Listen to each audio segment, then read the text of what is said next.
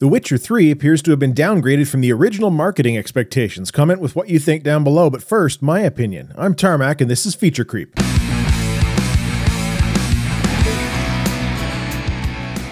There are a lot of valid and invalid concerns floating around with respect to the graphical downgrade claimed for CDProjekt Red's Witcher 3, and while getting a game that is less than you expected is always disappointing, the intent behind a downgrade is kinda essential to the whole being pissed argument.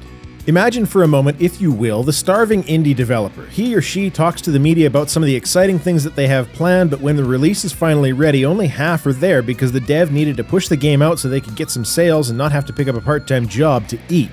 Now imagine the big corporate publisher. We've got passionate devs, and early in development, those passionate developers put together a great trailer showing all the stuff they want the game to look like when it's done, but deadlines start to loom, shareholders are rattling the chains, and some of those shiny features we saw just didn't make it into the game. The tone shifts dramatically when you look at it in this context.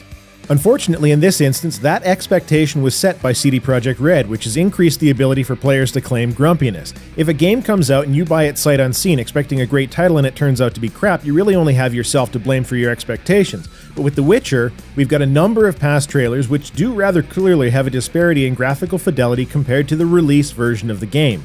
But the reviews are amazing despite the apparent disagreement between past marketing materials and current reality. From the sounds of things, it's one of the best RPGs that has yet been released, and that's definitely something to look forward to. Watch Dogs was also downgraded, so why does CDProjekt get a free pass? Well, there are a few elements of context that are valuable. For starters, they're one of the most consumer-friendly developers out there, barring small indie studios. We get DRM-free titles from their site GOG.com, great PC support for games and such, a bunch of free DLC. It's hard not to like the company, even if their games aren't your thing. Hell, The Witcher EULA calls the reader Dear Gamer. How can you not like that kind of thing? So how the hell do we look at the CDProjekt Red situation for context? Obviously, they know how to make a great game because the reviews are pretty awesome right now. Well, The Witcher 3 is published by Warner Brothers, and unlike the previous iterations in the series, it's a simultaneous console release along with PC. And to be perfectly frank, do you want to know what makes Microsoft and Sony unhappy? Any implication that their consoles just aren't up to the task of next-gen graphics. There's a consistent theme going on with these simultaneous console releases. Here's a short list: Witcher 3, Dark Souls 2, Aliens Colonial Marines, Forza 5, Far Cry 3 and 4, Watch Dogs, Halo 2, the list just goes on and on.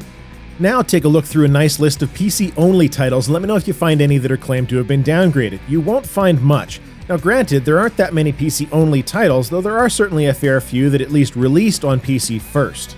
I guess ultimately I'm a little bit disappointed because to me CDProjekt Red was like the RPG version of Robert's Space Industries, 100% focused on PC. Yeah, I'm aware that we've known about the console versions of The Witcher for a long time, but I still held out hope that the only downgrade we would see was specifically to those console versions. But do you think that changes whether I want to play The Witcher 3? Hell no. In fact, I've just built Gnome Rig version 2 and I'm waiting to see what kind of performance I can push out of Geralt's hair.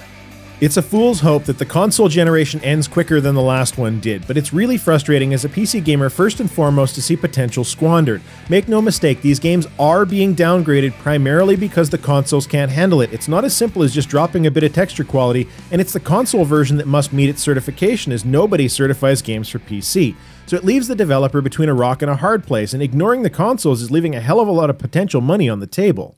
You just need to keep in mind that any simultaneous PC and console release is going to have compromises that reduce the PC quality. It's hard to fault them for that. I just wish more devs would look into the future earlier and not hand us trailers and gameplay footage years out that end up looking better than the final game.